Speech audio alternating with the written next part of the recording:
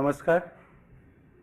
આજે તારીખ 30 જૂન 2024 રવિવારના રોજ સાંજે 5:30 કલાકે ગોવર્ધન સ્મૃતિ મંદિર સભાગૃહ ગુજરાતી સાહિત્ય પરિષદ આશ્રમ રોડ અમદાવાદ ખાતે ઓમ કોમ્યુનિકેશન દ્વારા પુસ્તક પરિચય કાર્યક્રમનું આયોજન કરવામાં આવ્યું છે. આપ સૌનું સ્વાગત છે.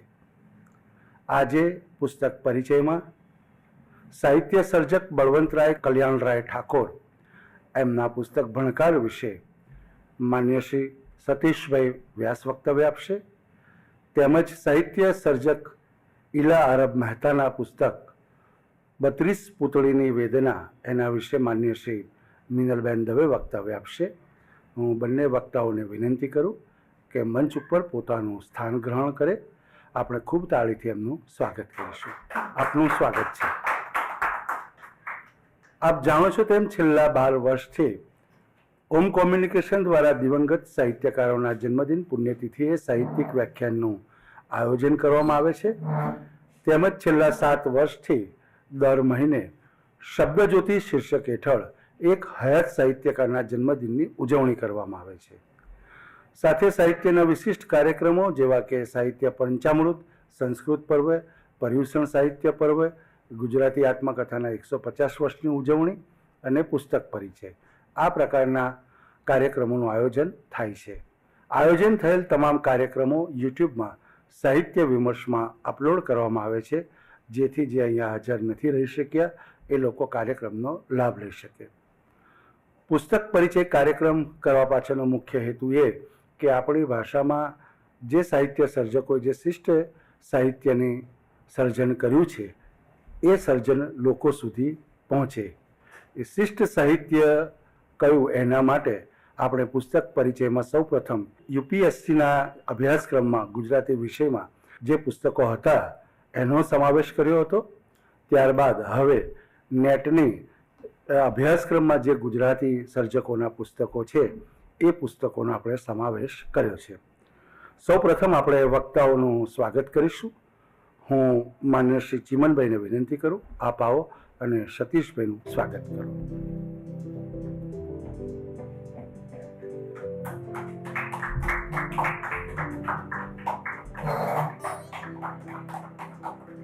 માન્ય શ્રી કિરીટભાઈ દુધાત સાહેબને વિનંતી, આપ આવો અને મિનલબેન દવેનું સ્વાગત કરો.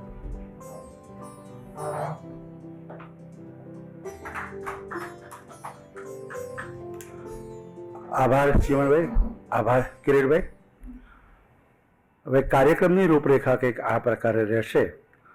સૌપ્રથમ સાહિત્ય સર્જક બળવંતરાય કલ્યાણરાય ઠાકોર એના પુસ્તક ભણકાર વિશે માન્ય શ્રી સતીશભાઈ વ્યાસ વક્તવ્ય આપશે અને ત્યારબાદ સાહિત્ય સર્જક ઈલા અરબ મહેતાના પુસ્તક 32 પૂતળીની વેદના વિશે માન્ય શ્રી મિનલબેન દવે વક્તવ્ય આપશે. આ બંને વક્તાઓના વક્તવ્યની વચ્ચે સંચાલકની કોઈ ભૂમિકા રહેશે નહીં, જેની ખાસ નોંધ લેવા વિનંતી. વક્તાના વક્તવ્ય પહેલાં અને વક્તવ્ય બાદ વક્તાઓનું તાળીથી અભિવાદન કરવાનું આપણાથી ચૂકાય નહીં એવી નમ્ર વિનંતી. તો માન્ય શ્રી સતીશભાઈ વ્યાસ સાહેબને વિનંતી કરું, આપ આવો અને વક્તવ્યનો પ્રારંભ. સ્વાગત છે સર. મિનલબેન, મનીષભાઈ અને મિત્રો, બકા ઠાકોર પંડિત યુગ અને ગાંધી યુગની સંક્રાંતિના ગાળામાં થયેલા સર્જક છે. આખો પંડિત યુગ આપણે જાણીએ છીએ એમ ઉર્મી કાવ્યના આધિપત્ય સાથે સંકળાયેલો યુગ છે. એના પ્રારંભે ગઝલનો પ્રકાર આપણને મળે છે અને એ ગાળો પૂરો થવા આવે છે ત્યારે સોનેટનો પ્રકાર આપણને મળે છે. બે વિદેશી પ્રકારોને આપણે આપણા બનાવ્યા, એમાં એ સમયના ઉર્મી કવિઓનો બહુ જ મોટો ફાળો છે. બે મહાકથાઓને બાદ કરીએ તો આ ગાળામાં માત્ર ઉર્મી કાવ્યનું વર્ચસ્વ છે. અને એ બે મહાકથાઓ એટલે સરસ્વતી ચંદ્ર અને ભદ્રંભદ્ર. એ પણ બે અપૂર્વ રચનાઓ છે ગુજરાતી સાહિત્યની. અને જે ઉર્મી કવિઓ મળ્યા આપણને, એમની પ્રતિભા પણ નાની સૂની નથી. નાનાલાલ હોય, કાંત હોય, બક ઠાકોર હોય, કલાપી હોય, અને આ 4 સમકાલીનો હોય પોતાના સમયમાં, આ ગુજરાતી સાહિત્યની એક બહુ જ મોટી ઉપલબ્ધિ છે. હજી સુધારક યુગ હમણાં જ પૂરો થયો છે. આપણા જે યુગો છે ને એ 15-20 વર્ષના ગાળાના છે. ભલે યુગ જેવી સંજ્ઞા બહુ મોટી આપણે પ્રયોજી, પણ જે ગાળો છે એ 15 વર્ષનો કે 20 વર્ષનો હોય. પણ એ ગાળામાં પણ આવા સમર્થ સમકાલીનો મળે ત્યારે ધન્યતા સિવાય બીજું કશું જ આપણે અનુભવવાનું ના હોય. સુધારક યુગ આવ્યો છે એટલો વેગ સાથે પોતાની વિભાવના લઈને પ્રવેશ્યો છે કે એકાએક પંડિત યુગના સમયમાં સર્જકોને ચિંતા થવા માંડી કે આ થશે શું, આ જે બદલાવ આવી રહ્યો છે એને પ્રજા ઝીલશે કઈ રીતે, એનો મુકાબલો કઈ રીતે કરશે. કેમ કે એનો વેગ નાનો સૂનો નહોતો. જનુનાથજી મહારાજ સામેનો કેસ ચાલતો હોય, હમણાં મહારાજ ફિલ્મ આવી અને એની વાતો પણ ચાલે છે, એ સંદર્ભમાં પણ આ ઉલ્લેખ કરવો જરૂરી છે. આવી બદલાવવાળી પરિસ્થિતિ સાથે યુગમાં પરિવર્તન આવી રહ્યું હતું અને એકાએક આ પંડિત યુગ ગતિ અવરોધક મૂકે છે વચ્ચે કે જરા અટકો, વિચારો કે આ જે બદલાવ આવી રહ્યો છે એ આપણને યોગ્ય દિશામાં લઈ જઈ રહ્યો છે કે કેમ, અને એના પરિણામે આપણને ગોવર્ધન રામ, કાંત, બક ઠાકોર, નાનાલાલ જેવા સર્જકો પ્રાપ્ત થાય છે. તો મજાનો છે આખો સમય. અને આ એવા યુવકો છે, હજી યુવકો છે બધા, જે કદાચ આખા વિશ્વના ઉત્તમ ગણાય એવા સાહિત્યના સંપર્કમાં છે. નર્મદે પણ એ પ્રારંભ તો કરાવી જ આપ્યો હતો. જેવું શિક્ષણ માટે મુંબઈ ખુલ્યું આપણે માટે કે આપણા સર્જકો મુંબઈ જઈને ભણવા ગયા, અને મુંબઈના વિશાળ દરિયાએ આપણા ઘણા સર્જકોને ખોલી નાખ્યા છે. એમાંના આ બધા સર્જકો છે. નર્મદ મુંબઈ ન ગયો હોત તો કદાચ ગુજરાતમાં સુધારો બહુ જ મોડો આવ્યો હોત. બે વ્યક્તિઓના સ્થાનાંતરો આપણે હંમેશા ગુજરાતીઓ તરીકે યાદ રાખવા જેવા છે. એક આ નર્મદ, એ જો પોતાનું સ્થાન બદલીને મુંબઈ ન ગયો હોત તો ગુજરાત મોડું બદલાયું હોત. ન બદલાયું હોત એવું નથી, પણ એણે ગુજરાતને બદલી નાખવામાં બહુ જ મોટો ફાળો આપ્યો. બીજું સ્થાનાંતર એવા જ એક સમર્થ ગુજરાતી મહાત્મા ગાંધીનું છે. એ જો દક્ષિણ આફ્રિકા ન ગયા હોત તો ભારતને આઝાદી મોડી મળી હોત. એ આફ્રિકાને મોડી મળી છે. આપણે બધા જ જાણીએ છીએ. પેલાને જેલમાં કેટલા બધા વર્ષ સુધી રાખ્યો. હા, બિલકુલ, નેલ્સન મેન્ડેલાને.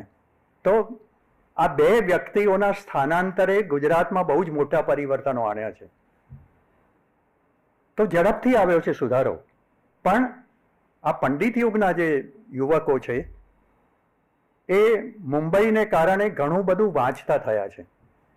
અને આપણને કલ્પના નથી આવતી આજે કે આ લોકોએ શું શું વાંચ્યું હશે.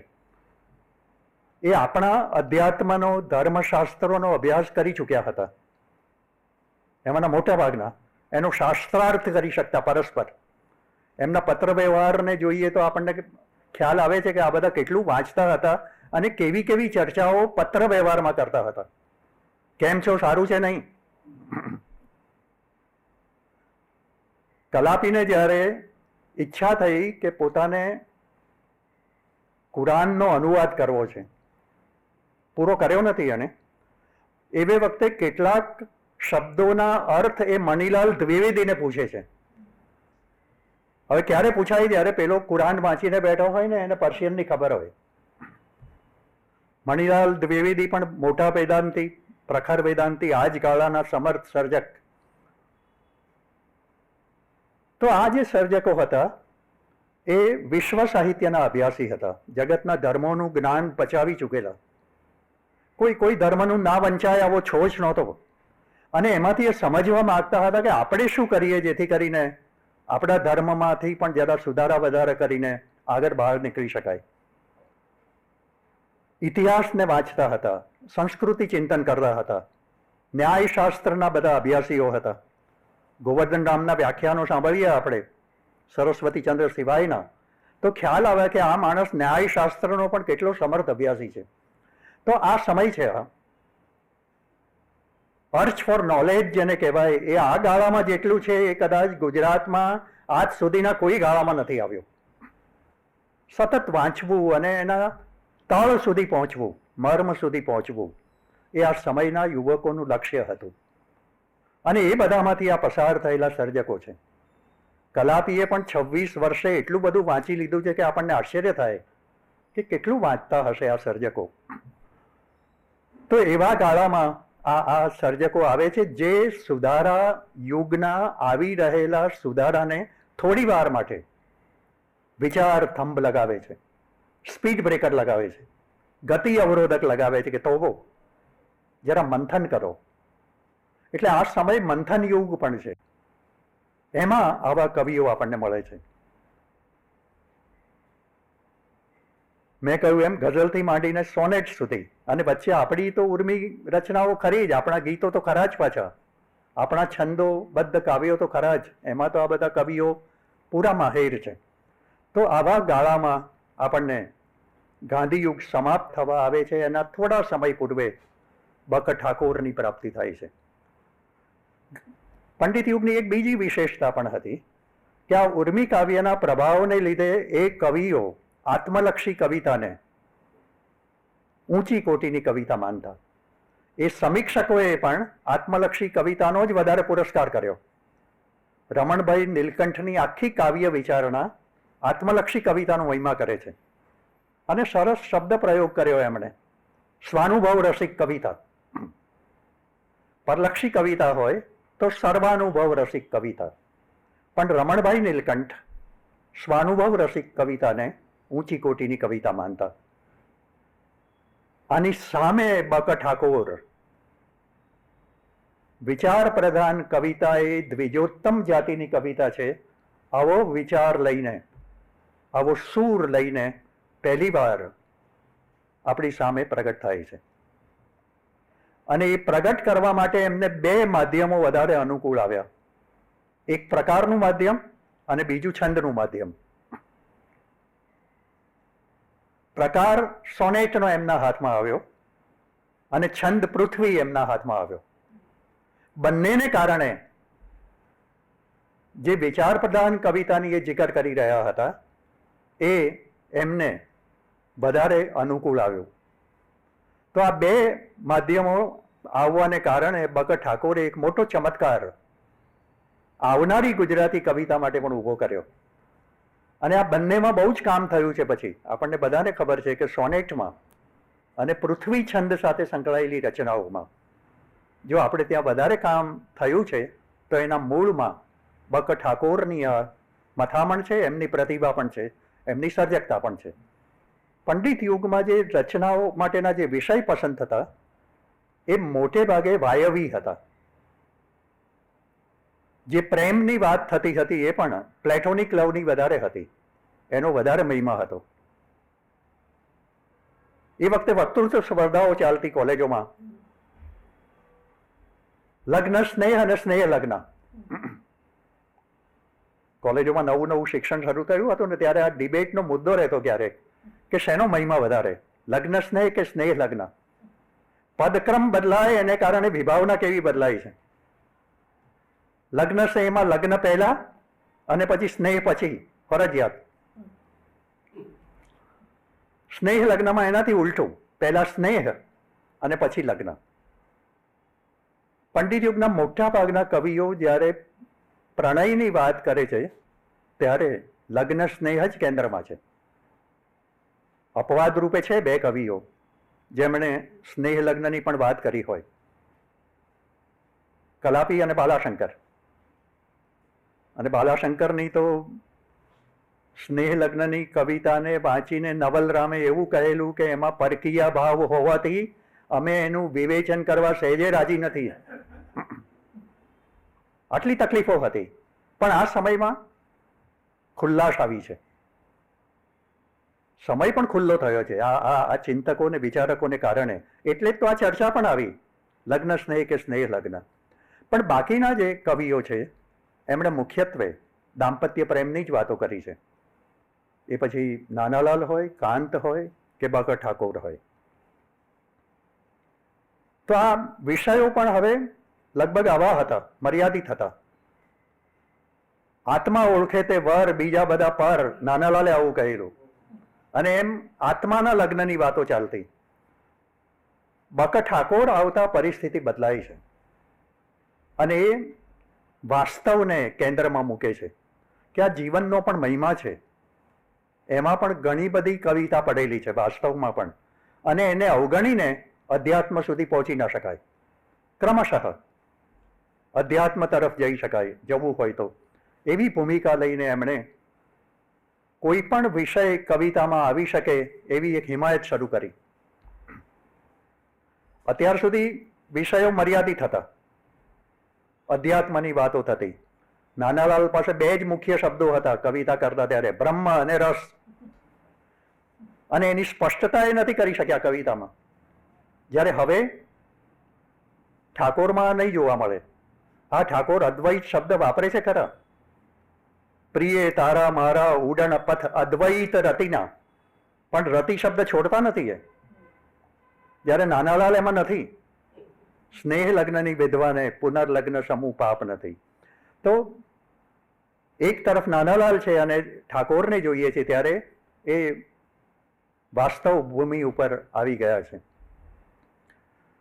એ પ્રણય દાંપત્ય પ્રેમની વાત કરતા હોય ત્યારે ક્યાંક આપણને એવું પણ જોવા મળે. નીકળ્યા છે પતિ પત્ની, એમણે એક આખું સોનેટ જૂથ લખ્યું છે, પ્રેમનો દિવસ નામનું. પ્રેમનો દિવસ, પ્રેમનો વિરહ, બે પ્રકારના કાવ્ય જૂથો કર્યા છે. સોનેટના આવા જૂથો અને સોનેટ યુગ્મો એ પણ ઠાકોરથી શરૂ થયું છે, જે પછી આપણે ત્યાં અનેક સ્વરૂપે અનેક કવિઓ પાસેથી આપણને મળ્યું છે. તો નીકળ્યા છે પતિ પત્ની સાંજે ફરવા માટે. ઠાકોરના સમયમાં નીકળતા થયા છે.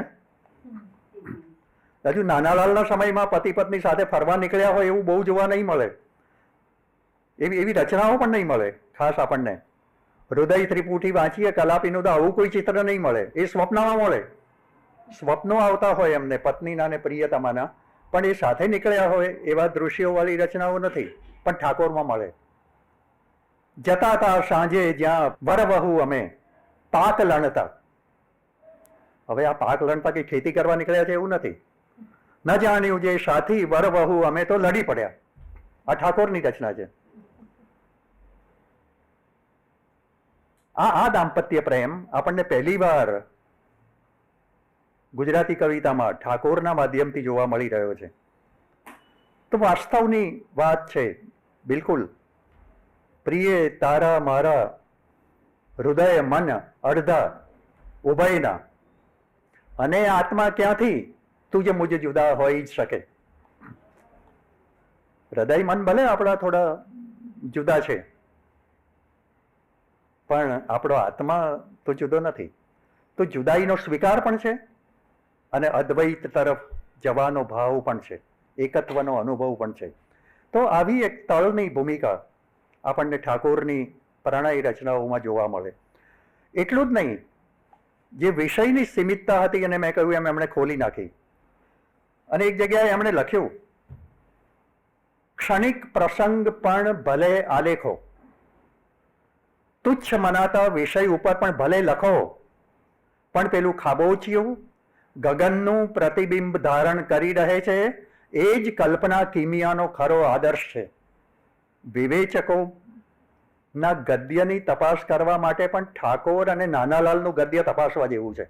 હજુ આપણે ઘણું બધું કામ કરવાનું બાકી છે સાહિત્યમાં. માત્ર વાર્તા કે નવલકથા કે નિબંધ સાહિત્ય પર જ પીએચડી કરવા જેવા નથી. એ અઘરું છે, કશું જ અઘરું. પીએચડીમાં કશું સહેલું ના હોય, પણ આ સિવાય પણ પડકાર ઝીલી શકાય એવા વિષયો છે. અને આ જે બે ગદ્યકારો છે આ સમયના, એનું ભારે વિલક્ષણ એવું ગદ્ય છે. એના અરોહ અવરોહમાં જવું, એના પદક્રમને તપાસવો, આ આપણને એક પ્રકારની વિશિષ્ટ તાલીમ અભ્યાસની પૂરી પાડે એવી ક્ષમતા ધરાવતા ગદ્યકારો છે. નટવરસિંહ પરમારે કામ તો કર્યું છે આવું. હા, એમનું પુસ્તક છે, એમની થીસીસમાં પણ એના થોડા અંશો છે, પણ હજી એમાંય ઘણું કરવાનું રહે છે. અને આ બેને લઈને પણ જો તપાસ કરીએ ને તો આ ગદ્યની બહુ જ મજા છે. સરસ્વતી ચંદ્ર વિશે નાનાલાલે જે કહ્યું હોય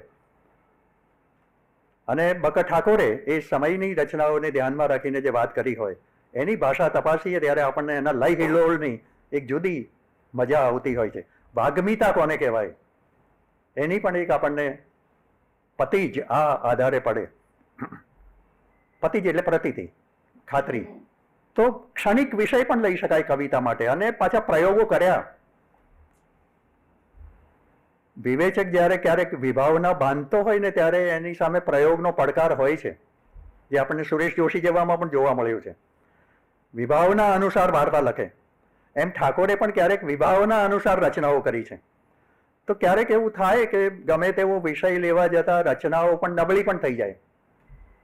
જેમ કે એમણે પવન વિશે એક રચના કરી છે. તને પવન શું કહું, કરું જી હા શરૂ સાધના. જેવો હું સાધના શરૂ કરવા પ્રયત્ન કરું છું, તને પવન શું કહું, કરું જી હા શરૂ સાધના. વહે ભૂખ ગધાથણી, લખું જ પત્ર જ્યાં હેતના.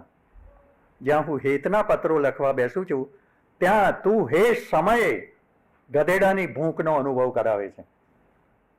કુશોળમ વહાવતો ડુંગળી હિંગ કે લસણના.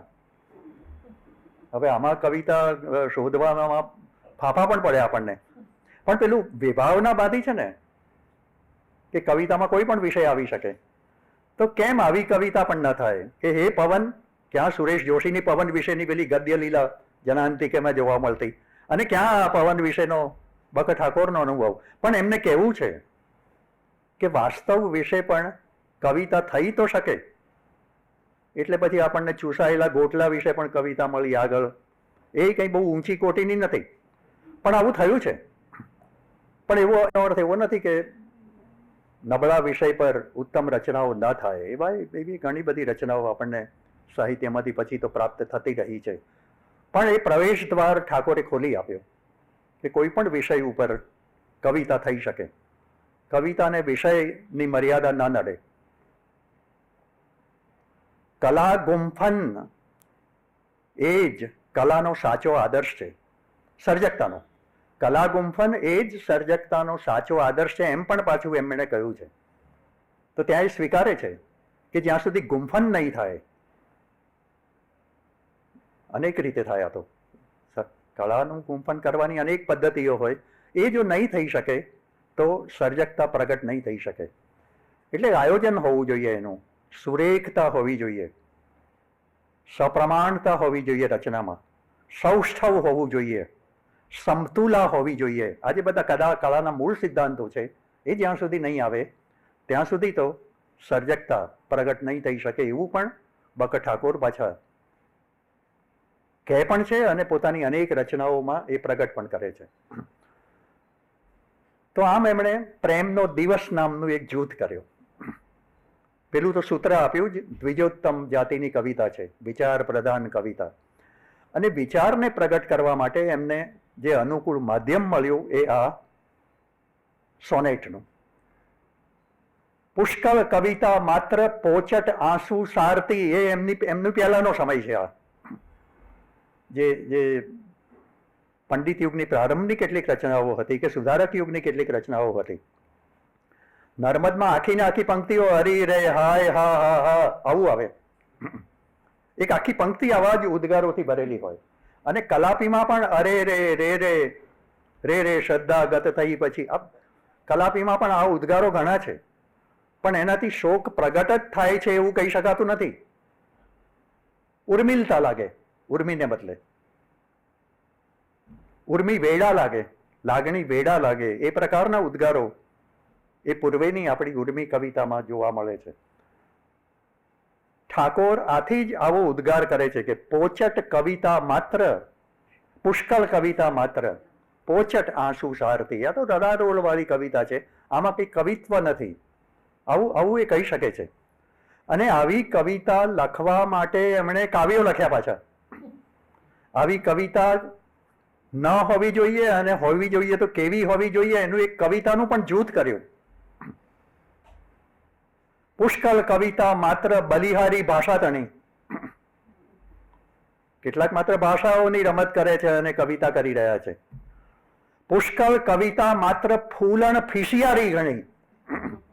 આપણને અત્યાર સુધી એવી રચનાઓ મળી જેમાં કવિ ફૂલાતો હોય લખી લખીને, અને કયો કવિ એવો હોય જે પોતાનું કાવ્ય લખીને ફૂલાતો ના હોય. એને ગૌરવ પણ હોય છે એક જાતનો કે અમે કવિ છીએ અને સરસ રચનાઓ કરીએ છીએ. એક પ્રકારનો એવો મમત્વનો ભાવ હોય પણ ખરો. પણ મોટે ભાગે કવિઓ આવા છે જે પોતાની રચનાઓથી વધારે ફૂલાય છે અને ફિશિયારીઓ મારે છે પાછા. આવા શબ્દો આપણને ઠાકોર પૂર્વેની કવિતામાં જોવા નથી મળ્યા. તો પુષ્કળ કવિતા માત્ર ફૂલણ ફિશિયારી ગણી. પછી કહે છે કે મારી કવિતા એવી નથી, મારી કવિતા તો તમને કહેશે મને ચાશો. પોતાની કવિતા વિશે વાત કરે છે. મને ચાશો ના હું લલિત લલકારાવલી તરલ. મને ચાશો કે મારામાં આવું તો નહીં આવે, લાલિત્ય પણ નથી, લલકારાવલી પણ નથી, હું લલકારો પણ નથી કરવાનો, તરલતા પણ નથી. ના હું લલિત લલકારાવલી તરલ. પછી પ્રશ્ન પૂછે છે નહીં ચાશો, હું તો હૃદય ઉતરું તે પછી સરળ. પણ હું હૃદયમાં ઉતરીશ પછી તમને સરળતાનો અનુભવ કરાવીશ. તો આ જે આવ્યું કવિતા વિશેના જ કવિના ઉદ્ગારો એ કવિતાની વિભાવના જાણે બદલી રહ્યા છે. લોકપ્રિયતાના એ વિરોધી છે અને કવિતા દ્વારા જ એ કહે છે. પાછા એક કાવ્ય લખ્યું છે એમણે, સર્જક કવિ અને લોકપ્રિયતા નામનું, અને લોકપ્રિયતાને એકાએક આદેશ આપે છે જુઓ ઉગાડું છી કમાડ જાઓ જ્યાં રૂચે. લોકપ્રિયતાને કહે છે હે લોકપ્રિયતા, આ બારણા મેં મારા ખોલ્યા, તારે જ્યાં જવું હોય ત્યાં જતી રહે. જુઓ ઉગાડું છે કમાડ જાઓ જ્યાં રૂચે, જ્યાં જ્યાં ફાવે ત્યાં જતા રહો. અહીં તો તમને અલ્પ સ્થાન પણ મળવાનું નથી. તો આ ખુમારી સાથે એ કવિતા વિશેની રચનાઓ કરી રહ્યા છે અને કહે છે વિનશ્વર બધું અનશ્વર કવિતા સદા એકલી. આજે કવિતા આવશે ઉત્તમ કવિતા જેને આપણે કહી શકીએ, એ તો બાકીનું બધું તો વિનશ્વર છે. પણ આ જે મારી કવિતા છે, આ પ્રકારની જે કાવ્ય રચનાઓ છે એ અનશ્વર રહેવાની છે. તો લોકપ્રિયતાને આ રીતે એ બારણું બતાવી દે છે કે તું અહીંથી જતી રહે, તારે માટે અહીંયા કોઈ જ જગા નથી. અહીં તો જે અનશ્વર હશે એ જ ટકવાનું છે. અને એવા વિષયો હવે તમને આ પ્રકારની કવિતામાં, હવે પછીના વર્ષોની કવિતામાં પણ કદાચ જોવા મળશે. એવી એક જાણે પ્રતિજ્ઞા લેતા હોય એમ બક ઠાકોર આ કવિતા વિશેના કાવ્યોનું એક જૂથ પ્રગટ કરે છે. તો આપણે જોયું એમ વાસ્તવ એ એમની રચનામાં આપણને વારંવાર જોવા મળે છે. માત્ર વાસ્તવ કેન્દ્રી નથી, માત્ર યથાર્થના એ વિરોધી પણ નથી, પણ યથાર્થ કે વિચારના બળ વિનાની ઉર્મી એ પણ ફીકી હોય છે. એ બેની કોઈક સમતુલા રચનામાં થવી જોઈએ એમ માનીને એ વિચાર પ્રધાન કવિતા પાસે ગયા. પણ પછી પાછું કહ્યું ઉર્મી શૂન્ય તે કવિતા નહીં. એ તો જોઈશે, પણ વિચારના બળવાળી ઉર્મી, વિચારના સમર્થનવાળી ઉર્મી, બૌદ્ધિકતાના સમર્થનવાળી ઉર્મી, એમ કરીને કોઈ સમતુલા ઊભી કરીશું તો કાવ્ય રચના પ્રમાણમાં સારી કોટીની થશે. ઉચ્ચ કોટીની તો સર્જકતા ઉપર આધાર રાખે છે, થવી હોય તો થાય, ના પણ થાય. તો પેલા જતા હતા સાંજે જ્યાં વરવહુ અમે પાક લણતા, ન જાણ્યું જે સાથી વરવહુ અમે તો લડી પડ્યા. તો આવી લડવાની પણ વાત આવે. પ્રેમની ઉષા નામનું એક કાવ્ય લખ્યું છે. પાડી સેથી નિરખી રહીતી ચાંદલો પૂર્ણ કરવા. મેં કહ્યું ને આ ગાળામાં દાંપત્ય પ્રેમ, આપણે શરૂઆતમાં જે જોયું એમ મોટે ભાગે આ કવિઓ દાંપત્ય પ્રેમની આસપાસ જ પોતાની પ્રેમ ભાવના, પ્રેમ ઉર્મિ પ્રગટ કરી રહ્યા છે અને જુએ છે પત્નીને ચાંદલો પૂર્ણ કરવા મથી રહી છે અને નાયક પાછળથી આવી રહ્યો છે. પાડી સેથી નિરખી રહી હતી ચાંદલો પૂર્ણ કરવા. સરસ ચિત્ર છે આનું. ને ઓચિંતી કર ઝડપથી બે ઉરો એક થતા. આ વાસ્તવ આવ્યો. આ જે નાનાલાલમાં નહીં જોવા મળે, આપણે કહ્યું એમ, પણ ઠાકોરમાં આવશે. જે દાંપત્ય પ્રેમની કેટલીક રમ્ય ક્ષણો છે એ આપણને ઠાકોરમાં આ રીતે જોવા મળે છે. ને ઓચિંતી કર ઝડપથી બે ઉરો એક થાતા. હવે નાયિકા શું કરે છે? દાડે શું, એક એટલો બોલચાલનો ઘરેલું ઉદ્ગાર આવે છે, દાડે શું ઉછરી પણ ધ્રુગો મંડ્યા નૃત્ય કરવા. બોલી તો ખરી, દાડે શું ઉછરી પણ મંડ્યા ધ્રુગો નૃત્ય કરવા. પણ આંખો નાચવા માંડી. ગમ્યું એને. તો આ પ્રેમના પ્રારંભની, પ્રેમની ઉષાને પ્રગટ કર. દાડે શું એમ આમાં પણ આ જે લેખાઓ છે એ બકા ઠાકોર આ રીતે પકડીને પ્રેમ વિશેના કાવ્યોની આખી માંડણી પ્રેમનો દિવસ નામના ગુચ્છમાં કરે છે. ગુચ્છ તો લાંબુ છે આખું. એમાં આવી નાની મોટી ક્ષણો છે. પ્રિય તારા મારા ઉડણ પથ અદ્વૈત રતિના. મેં કહ્યું એમ એક આવી પંક્તિ પણ આવે. વાલી આવ્યા અહીં સુધી ચડી, નીકળ્યા છે બંને સાથે, મુસાફરી કરી છે જીવનમાં દાંપત્ય પ્રેમની, અને મધ્ય સ્થાને આવે છે ક્યાંક દાંપત્યના. અને ત્યારે કહે છે કે આપણે ખાસું આરોહણ કરતા કરતા આવ્યા છીએ. પ્રિય આવ્યા સાથે અહીં સુધી ચડી, જો દિશે શૃંગ પહેલું. જો કે જે પેલું શિખર દેખાય છે. અને પછી આ પંક્તિ આવે છે, પ્રિય તારા મારા ઉડણ પથ અદ્વૈત રતિના. છેવટે તો આપણે ત્યાં જવું છે, પણ રતિ શબ્દ છોડ્યો નથી. મેં અગાઉ પણ કહ્યું એમ આ વાસ્તવને સ્વીકારીને ચાલે છે, પણ એમાંથી જ આપણે અદ્વૈત સુધી પહોંચવાનું છે. તો આ જે સ્વીકૃતિ ભાવ આવે છે આખો, જે આપણને નાનાલાલ જેવામાં જોવા નથી મળ્યો, એ આપણને આ બકા ઠાકોરમાં પહેલી વાર આપણી સામે ખુલી રહ્યો છે. નર્મદમાં હતો, પણ એ સ્થૂળ કોટીએ વધારે હતો. જ્યારે અહીં દાંપત્ય પ્રેમની એક પ્રસન્નતા આપણને આ રચનાઓમાં જોવા મળે. થાય છે એવું કે ઠાકોરના પત્ની વહેલા જાય છે. ઘણા કવિઓનું આ ગાળામાં આવું થયું છે. કાંતને પણ આ જ અનુભવ થયો છે. કાંતના તો બંને પત્નીઓ એમના આયુષ્યકાળ દરમિયાન જ ગયા છે. આપણને આપણી કવિતામાં વૈધુર્યનો ભાવ પ્રગટ કરતી રચનાઓ નહીવત છે. વિધવા થઈ હોય એની વિશે જાત જાતનું લખાયું છે. વિધવા પુનર્વિવાહની વાત પણ થઈ છે. એની વેદનાઓની વાત પણ કવિઓએ અનેક રીતે કરી છે. પણ વિધુર થવાનો અનુભવ જે કેટલાક કવિઓએ સરસ રીતે નિરૂપ્યો છે, એમાં કાંત અને બકા ઠાકોર અને થોડા રાવી પાઠક પણ ત્રણેય બહુ જ મહત્વની રચનાઓ આપી છે. એવું ઠાકોરના સંદર્ભમાં પણ થયું છે કે માંદગીમાં પડ્યા છે પત્ની, અને એકાએક કહે છે કે હવે તમે મને જાત જાતના ઔષધિયા આપ્યા અત્યાર સુધી, હવે બહુ દીધા ઔષધ બધા, એમ કહે છે હવે પતાવો ને, કે છે હવે આ મારાથી સહન નથી થતું. ઈચ્છા થાય છે કે કંઈક મને તમે જાતે જ કંઈક એવી ઘૃત ગોળી ઘૂંટીને મને પીવડાવી દો ને તો ઘણું સારું, એમ પત્ની કહે છે. ત્યારે ઠાકોરે એક સરસ પંક્તિ લખી છે, પ્રભુની પતરાળી જમી રહી અતૃપ્તિ ન દઢવી.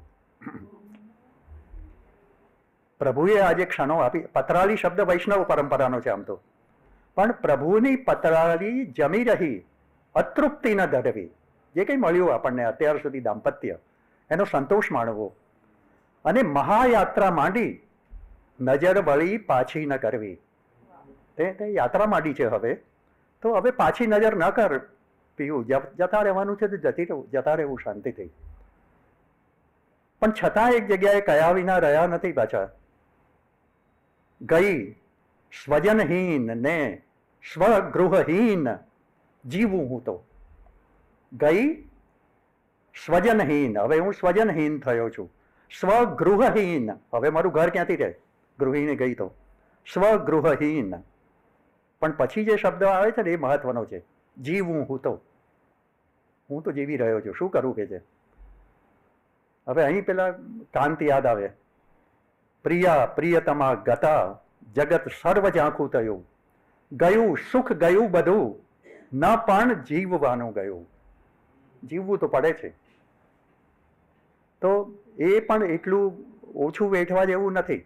તો બંનેને સાથે આ બંને વિધુર થવાની અનુભૂતિઓને પોતાની આવી રચનાઓ દ્વારા સરસ રીતે વાચા આપી છે. રાવી પાઠકે પણ પછી છેલ્લું દર્શન નામનું એક સરસ સોનેટ કર્યું છે. આપણને આપણી સ્મૃતિમાં હોય તો ખબર હોય. સુંદરજી બેટાઈએ સદગત ચંદ્રશિલાને નામે એક સરસ કાવ્ય કર્યું છે. એ પણ આ જો કાવ્યો સરખાવીએ તો આપણને વિધુર પુરુષોની સંવેદના કઈ હોય એની પ્રતીતિ આ રચનાઓમાંથી થાય. તો આ ઠાકોરે વિરહની વાત પણ કરી. આવા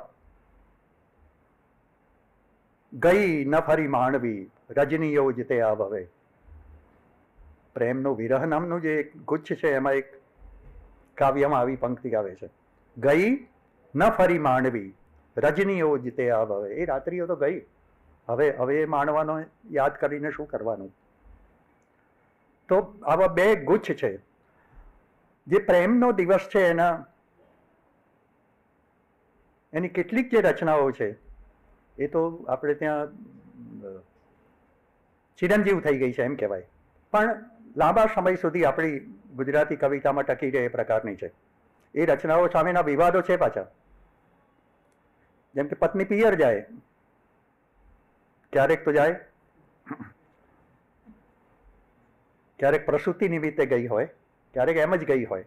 એવી બે રચનાઓ આ પ્રેમનો દિવસ જૂથમાં છે. એમાંની એક બહુ જ જાણીતી છે વધામણી નામની, જે પત્ર શૈલીમાં લખાયેલી છે. વાલા મારા નિષદિન હવે થાય ઝંખા તમારી, આવો આપો પરિચિત પ્રતીતિ બધી ચિત્તહારી. કાગળ લખ્યો છે થોડા સમય પછી, અને એમાં જ આ પ્રકારનો ભાવ પ્રગટ કરે છે. એ પ્રગટ કરતા કરતા સોનેટ અડધું પસાર થાય છે ત્યારે પંક્તિ બદલાય છે થોડી. પહેલી તો આ માંડણી કરી, આવો આપો પરિચિત બ્રદીથી ચિત્તહારી. તમે આવો તો હવે ઘણું સારું. પિયર તો આવી ગઈ છું હું, પણ હવે એવું થાય છે કે તમે મને જોવા આવો તો સારું. એવું ભાવ પ્રગટ કરતું એક નાનું સોનેટ છે આ. જીવા દોરી ત્રુટી ન ગઈ તેથી રહું શીશ નામી.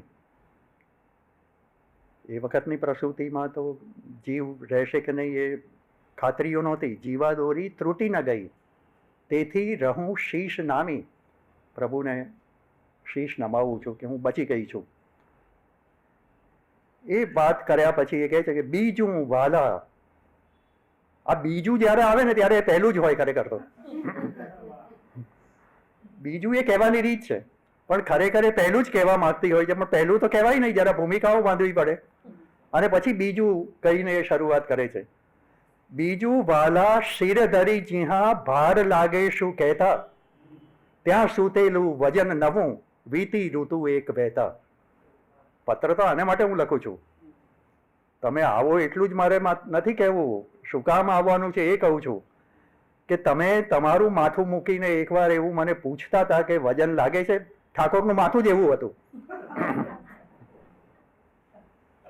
કહેવું જ પડે કે કેમ કે કદાવર છે આ તો. પંડિત યુગના મોટા ભાગના સર્જકો કદાવર છે. અત્યારના અમારા જેવાઓનું નથી આ સમય. બક ઠાકોર ખાસા કદાવર છે, ઊભા કરવા પડે એટલા કદાવર છે. નાનાલાલ ભારે કદાવર હતા, અખાડામાં જતા, ક્રિકેટ રમતા. રાજકુમાર કોલેજની ટીમમાં 10 પારસીઓ અને નાનાલાલ એક બિન પારસી, એમ 11 જણની ટીમ થતી. કાંત તરવૈયા હતા, ઘોડે સવારી કરતા. તો આ જે સર્જકો છે એ ખાસા કદાવર છે. એ ગાળામાં વ્યાયામનું પણ ધ્યાન રાખતા. તો બીજું વાલા શિર ધરી જીહા ભાર લાગે શું કહેતા, ત્યાં સૂતેલું વજન કહે છે હજુ તો નવું, વીતી ઋતુ એક વહેતા. ગોરું ચૂસે અખૂટ રસથી અંગૂઠો પદ્મ જેવો, આવી જોઈ દૈત ઉચડો લોચને કોણ જેવો. આ જેવો ના કે ત્યાં સુધી ખબર નથી પડતી કે સંતાન દીકરો છે કે દીકરી, પણ આગલી પંક્તિથી ખબર પડી જાય એવું છે. ગોરું ચૂસે અખૂટ રસથી, પછી આ પંક્તિ બદલી છે ઠાકોરે, સતત ચૂચુશે કર્યું છે એમણે. જરા પેલું રવાનુકારી શબ્દ પકડ્યો પછી, જાણે અંગૂઠો ચૂસતો હોય ને એવું. સતત ચૂચુશે અંગૂઠો પદ્મ જેવો. પણ ત્યાં જેવો આવે છે ને એ પ્રાસ માટે આપણને જરા તરત જ પેલો પ્રેરે. જો કવિતાનું શાસ્ત્ર સમજતા હોઈએ પ્રાસાનું પ્રાસનું, તો ખબર પડે કે પાછળ જેવો જ આવશે. આવી જોઈ દૈત ઉચરો લોચને કોણ જેવો. તો આગલી પંક્તિથી સંકેત મળી જાય છે. પણ ત્યાં સુધી આ પુત્ર રત્ન પ્રાપ્તિનું રહસ્ય નાયિકા ખોલતી નથી. એવું જ આ એક જૂનું પિયર ઘર નામનું આ જૂથનું સોનેટ છે. અહીં તો અમે ભણતા ત્યારે આ વિવાદ અમને સતાવતો, પ્રશ્ન સતાવતો, અથવા કે પિયર ઘર તો હોય પણ એમાં જૂનું કયું ને નવું કયું. શા માટે કવિ જૂનું શબ્દ વાપરતા હશે? બે પિયર હશે, પિતા 2 વાર પરણ્યા હશે, માનું ઘર 2 વારનું હશે. જૂનું શેના માટે લાવ્યા ઠાકોર? કંઈ પકડાતું નથી. પિયર ઘર કે પર્યાપ્ત છે. ઘર બદલ્યું હશે માતા પિતાએ કે ઘણો સમય થયો એટલે જૂનું કહે છે. હા, એટલે એ અર્થ બેસાડવો આપણે માટે જરા પ્રશ્ન ઊભો કરે એવું છે. પણ આવી છે નાયિકા પિયરમાં, અને આવતાની સાથે એ જે ઝડપથી આખું ઘર જોઈ લે છે, તો એ જે ઝડપ ગતિ એ ઠાકોર એટલી બધી સરસ રીતે પંક્તિઓમાંથી ઊભી કરે. બેઠી ખાટે પિયર ફરી વળી બધે મેડીઓ ઓરડામાં. જો બેઠી ખાટે ત્યાં સુધી તો બેઠી ન બેઠી, આ બેઠી ક્રિયારૂપ પણ બહુ જ મહત્વનું છે. બેઠી ન બેઠીનો જ પ્રયોગ છે આ.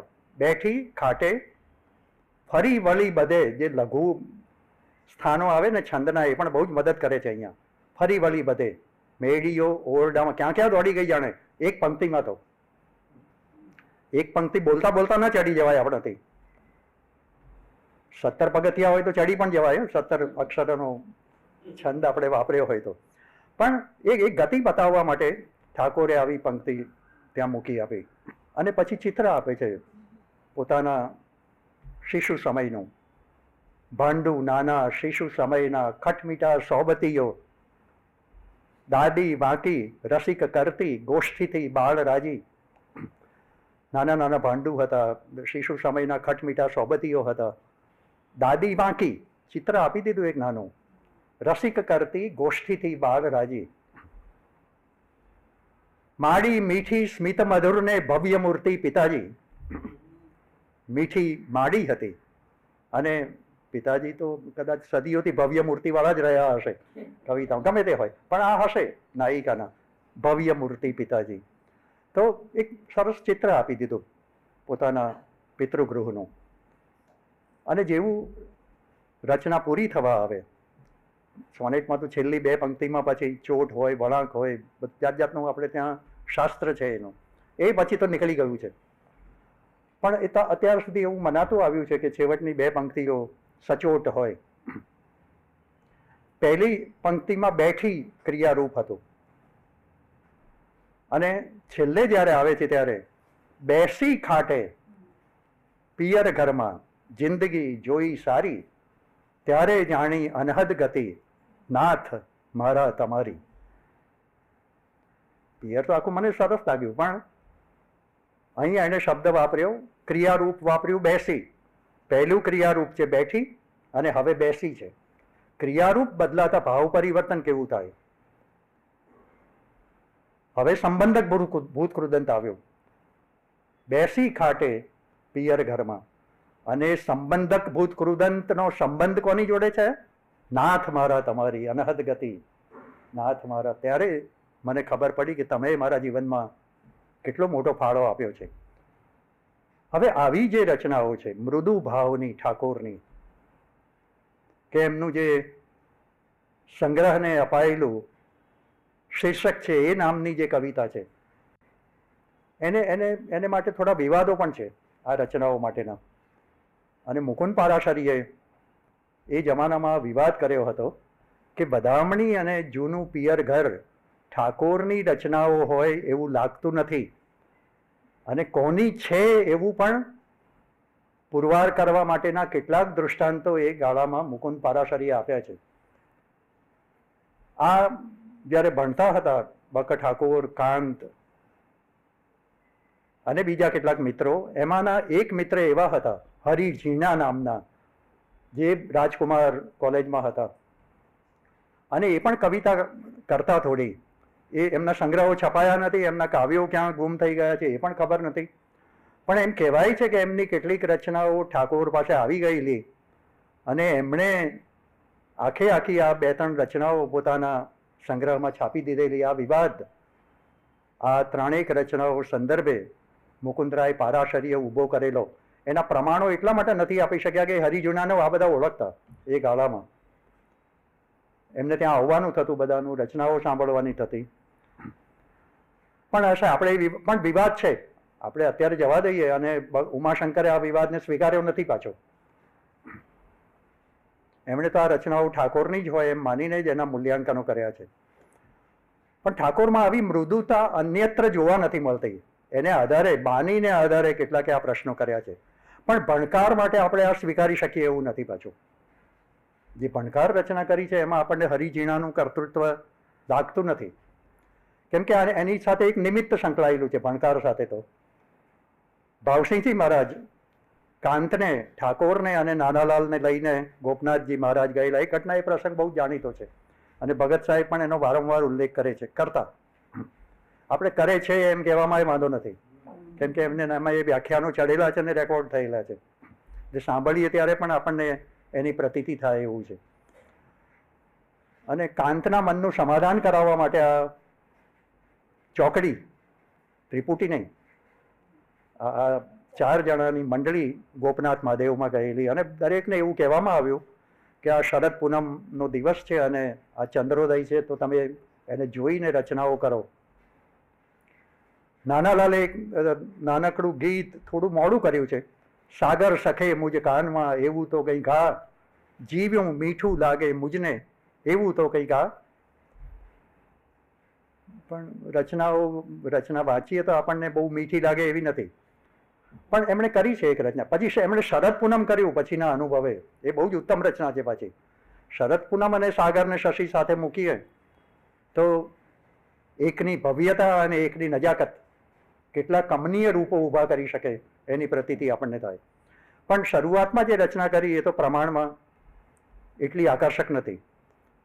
ઠાકોરને કહેવામાં આવ્યું ત્યારે એમણે એવું કહ્યું કે હું પછી કરીશ, વિચારીને કરીશ, અથવા એમની પ્રકૃતિ મુજબ વિચાર પ્રધાન હતા ને. અને પછી એ અનુભવ એમણે ભણકાર કાવ્યમાં મૂક્યો છે. દરિયાને બદલે રેવાને મૂકીને, પોતે જે પ્રદેશના હતા, જે શહેરના હતા, જ્યાંથી મિનલબેન આવે છે, ભરૂચના, ઠાકોર ભરૂચી છે, તો પછી એમણે ભણકાર રચના કરી છે, અને સુંદર રચના છે. એનું લય હિલ્લોળ, એનું પદ લાલિત્ય આજે પણ આપણને એ લયકારિતાનો અદ્ભુત અનુભવ કરાવે એ પ્રકારનું છે ભણકાર નામનું સોનેટ વાંચીએ ત્યારે. અને કવિતા કઈ ક્ષણોમાં ઉત્પન્ન થતી હોય છે, એ સર્જકતાનું એક શાસ્ત્ર જાણે કે આ ભણકાર કાવ્યમાં આપણી સામે મૂકી આપે છે. જે ગતિ ચાલી રહી છે નર્મદાની, એના પણ સુંદર ચિત્રો છે. ઊંચા નીચા સ્તન ધડકશા હાલતા સુપ્ત વારી, એમાં મેળે તલસમ પડે ઉપડે નાવ મારી. તો ગતિ ચાલી રહી છે. અનુસ્વાર મૂક્યા છે ને એ બહુ મહત્વના છે. નર્મદાનું ચિત્ર આપી રહ્યા છે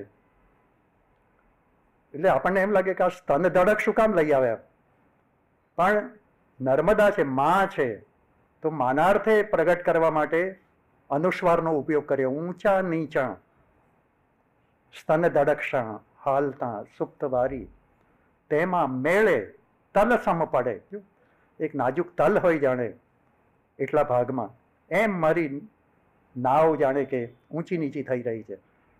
તેમાં મેળે તલ સમ પડે ઉપડે, આ પડે ઉપડે નાવ મારી, એમ કરીને એમણે સરસ પંક્તિ બાંધી આપી.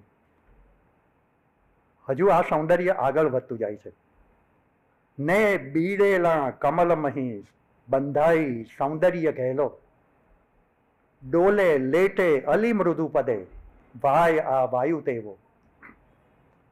ને બીડેલા કમલમહી બંધાઈ સૌંદર્ય ઘેલો, જે સાનુનાસિકોનો ઉપયોગ થઈ રહ્યો છે પદમાં, એને કારણે પણ એક પ્રકારનું નાદ સૌંદર્ય એમાંથી ઊભું થાય.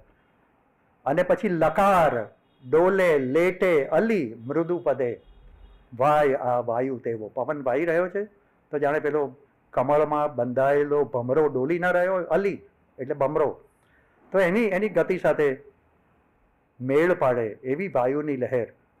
અહીં પવનને સુરેશ જોશીને પાછા આપણે યાદ કરી શકીએ કે જે ગતિ પકડે છે પવન જાત જાતની, એમ આ બે નાની પંક્તિઓમાં પવનની ગતિને કલ્પન દ્વારા જાણે કે ઠાકોર આપણી સામે ઉપસાવી આપે. તેમાં આશી રજની ઉરથી, ક્યાંથી આ કંઈક સંભળાવવા માંડ્યું છે? નર્મદા વેણમાંથી, સ્વરગંગાની રજત રજ કે વાદળી ફેનમાંથી, ક્યાંથી આ કશુંક આવી રહ્યું છે? કવિઓ કહે છે ને કશુંક આવી રહ્યું છે, કવિતા આવી છે આજે તો. બુદ્ધ સભામાં તો આવું ઘણા બોલતા હશે. આજે સરસ પ્રયોગ છે આખો, આમાં કંઈ અજુગતું પણ નથી, પણ એક કહેવાની રીત છે આ, કે ક્યાંકથી જાણે કે આપણને લખવાની પ્રેરણા મળે છે અને ખબર નથી પડતી કે આ ક્યાંથી સૂજ્યું છે. એ રહસ્ય કે અકળતાની એક પરિસ્થિતિ છે. તો ક્યાંથી આવ્યું છે આ?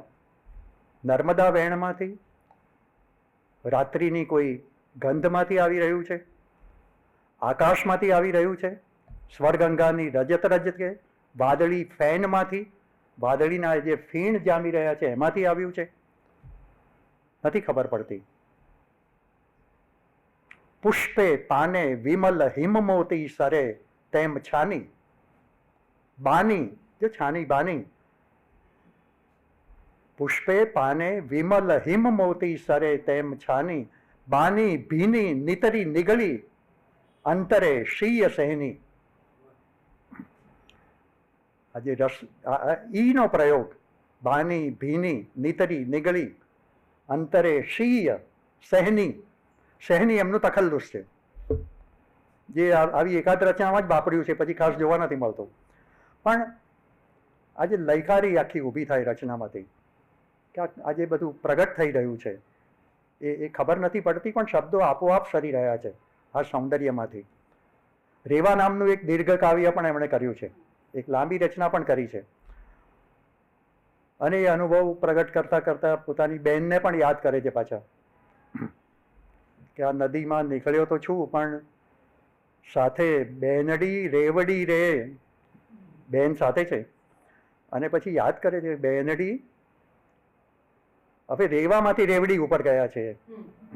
તને યાદ છે કે છે આ રેવડી હું તને અડધી આપતો રેવાને કાંઠે, એ રીતે તું આ નર્મદા સાથે, નર્મદા કિનારે આપણે બે સાથે ફરતા હતા, એ તને યાદ છે ખરું? એમ કરીને રેવા વિશેના કાવ્યમાં અંગત સંવેદનાને ગૂંથે છે. આરોહણ નામની એક લાંબી રચના કરી છે એમણે. 1888માં એ લખવાની શરૂ કરેલી, 1900માં પૂરી કરી. 1917માં એમને ભણકારની પહેલી આવૃત્તિ પ્રગટ થઈ ત્યારે એમાં આરોહણને એમણે લીધું. પછી 28માં એની બીજી ધારા પ્રગટ થઈ.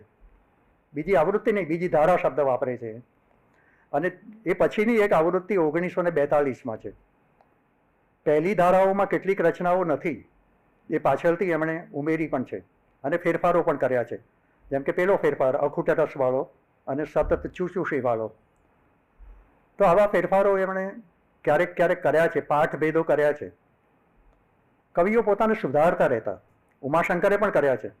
એમના સંગ્રહો જોઈએ અને સમગ્ર કવિતા જોઈએ તો ઘણી જગ્યાએ આપણને પાઠ ફેર મળે મુદ્રણ દોષ નથી હોતા. એ કવિઓએ પોતાને જ પોતાને સુધાર્યા હોય છે.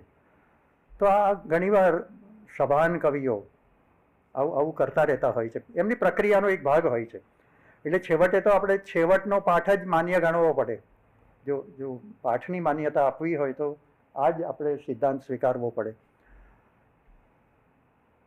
જેમ કે કાંતે અર્પણ કાવ્ય આપ્યું, ઉપહાર, ગમે તો સ્વીકારે ગત સમય કેરા સમયમાં. એ રચના પહેલી આવૃત્તિમાં નથી ભણકારની, 1917માં નથી. કેમ કે કાંતની રચના 1923ની આસપાસની છે.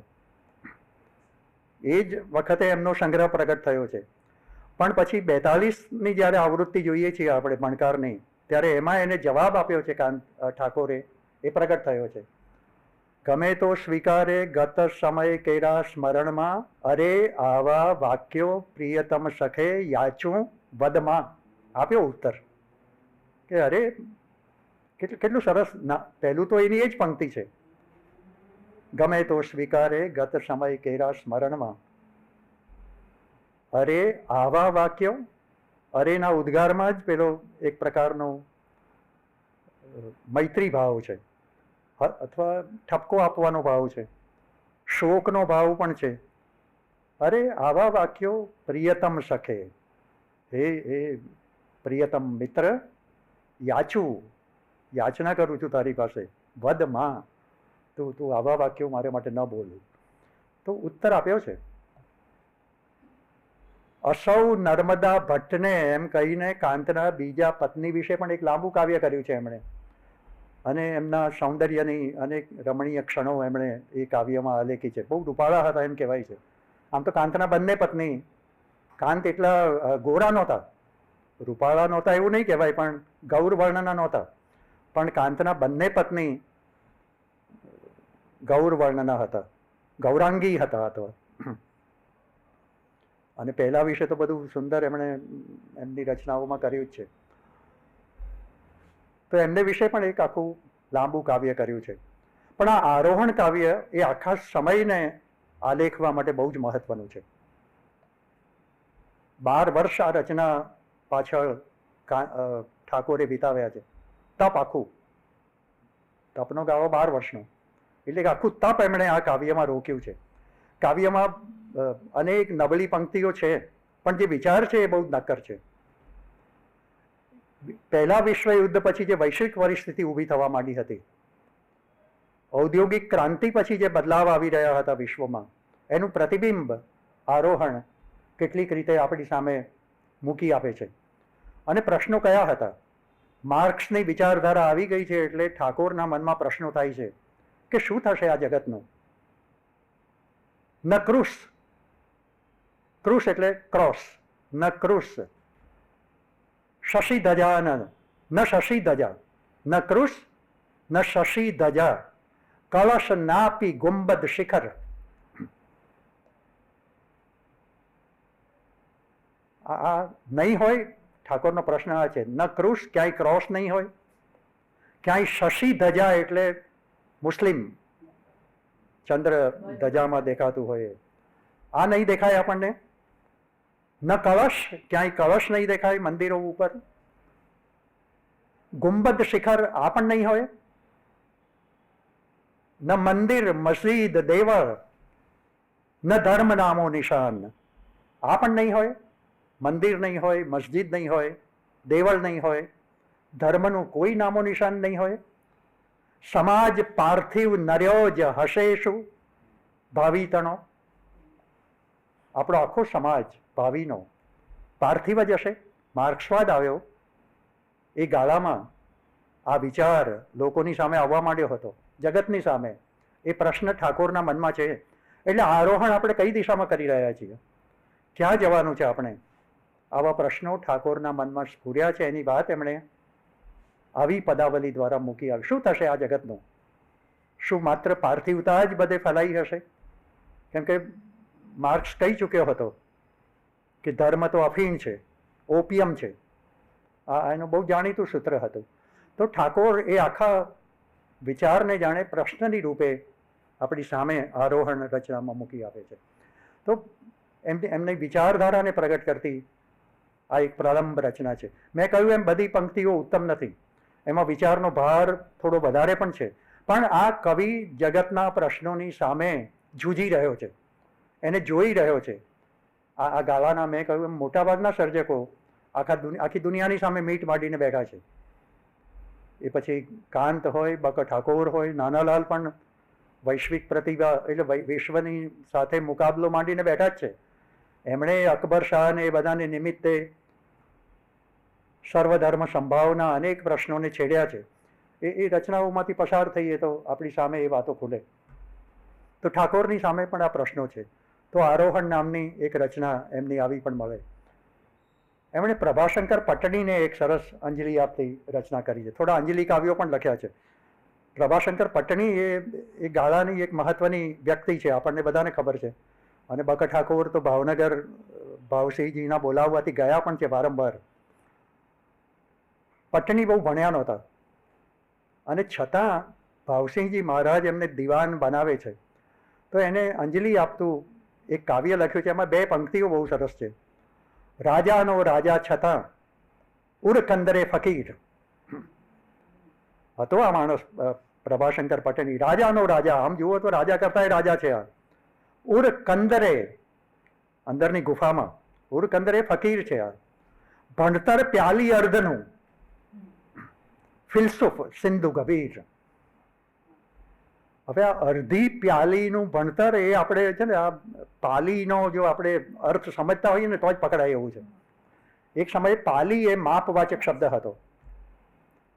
કેટલા પાલી લીધું, કેટલા પાલી ખરીદ્યું, એ જો એ રૂઢિપ્રયોગ આપણે ન પકડીએ તો પકડાતું નથી. 8 પાલીનો શેર થાય, અડધી પ્યાલીનું એટલે 4 ચોપડી બનેલો આ માણસ. ભણતર પ્યાલી અર્ધનું ફિલસુફ સિંધુ ગભીર, પણ ફિલસુફ હતો આ પ્રભાશંકર પટણી. અનેક લોકોએ એ વખતે દિવાન પદું મેળવવા માટે કાવતરાઓ કરેલા. એમાં જુનાગઢના દિવાન પણ હતા, કચ્છના દિવાન પણ હતા. આ વિગતો પણ એ કાવ્યમાં છે. અને પાછા ભાવસિંહજી એટલા ચતુર હતા ઇન્ટરવ્યૂ લેવામાં, આ લોકોની કસોટી કરવામાં, કે એમને આમંત્રણ આપે, બોલાવે, ખવડાવે, પીવડાવે, એવી રીતે રાખે કે જાણે એમની નિમણૂક આવતીકાલે જ થવાની હોય. એમ એ બધાને દિવાનોને ભેગા કર્યા એમણે. અને પાછા શિક્ષિત પણ હતા, જ્ઞાની પણ હતા, કહેવાતી દૃષ્ટિએ, વ્યવહારની દૃષ્ટિએ, જગતની દૃષ્ટિએ. પણ છેવટે તો એમણે પ્રભાશંકર પટણીની જ દિવાન તરીકે નિમણૂક કરી, એટલો વિશ્વાસ એમણે આ પટણીમાં મૂક્યો. તો એ વાતને એમણે આ પ્રભાશંકર પટણી વિશે જે રચના કરી એમાં કર્યું. પાછળ કેટલીક કણિકાઓ લખી છે. આમ તો 6 ખંડનો આખો સંગ્રહ છે, 330 પૃષ્ઠો છે, લગભગ 250 કે 260 જેટલા કાવ્યો છે. કણિકાઓને હું ગણવા નહોતો બેઠો, પછી એક એકને ગણવી પડે ને બધી, એક એક પંક્તિમાં. અને એ બધી કંઈ ઉત્તમ કોટીની નથી રચનાઓ. 90 પાનાનું ટિપ્પણ લખ્યું છે પોતે જ. 330 પાનાના કાવ્યો, 90 પાનાનું ટિપ્પણ, 420નો આંકડો. એવું કંઈ ઠાકોર નહીં ગણવા બેઠા. એ વખતે આ અંકનું મહત્વ પણ નહોતું એટલું. પણ ટિપ્પણ પણ એટલી સૂક્ષ્મતાથી કરે છે, બધું ઐતિહાસિક સંદર્ભો આપતા જાય, એ કયા પ્રસંગે આ કાવ્ય લખ્યું એની વાત કરતા જાય. તો આ રીતે બક ઠાકોરે સોનેટના કાવ્ય પ્રકારને ચિરંતન બનાવ્યો. આપણે ત્યાં આજ સુધી સોનેટો લખાય છે. અને હજી કુમારનો અંક લઈને બેસીએ શતાબ્દીના આ વર્ષમાં તો આપણને 1-2 સોનેટો તો હજી જોવા મળે. કવિઓ લખે છે, કવયિત્રીઓ પણ સરસ સોનેટો લખે છે. તો સોનેટ સાથેનો આપણો નાતો તૂટ્યો નથી. એ ગાળામાં આવેલું સ્વરૂપ જેમ ગઝલ સાથે નથી તૂટ્યો, એ જ ગાળાનું આ પણ સ્વરૂપ. પ્રારંભે ગઝલ અને અંતે સોનેટ. એ ગાળામાં 2 ઉર્મી કાવ્યોના વિદેશી કાવ્ય પ્રકારોને આપણે કઈ રીતે આત્મસાત બનાવ્યા એનું પણ ઉદાહરણ જોવું હોય તો આપણને આ 2 પ્રકાર બહુ જ કામમાં આવે એવા છે. એવા આ બક ઠાકોર વિશે આજે પુનઃ પાઠ કરવાની તક મળી, એનો આનંદ પ્રગટ કરું. અને એ બાને ભણકારમાંથી ઘણા વર્ષો પછી પુનઃ પસાર થવાની તક મળી. એ તક આપવા બદલ મનીષભાઈનો આભાર. એક આનંદનો અનુભવ થાય એટલા માટે મનીષભાઈનો આભાર માનીને મારી વાત પૂરી કરું. ધન્યવાદ.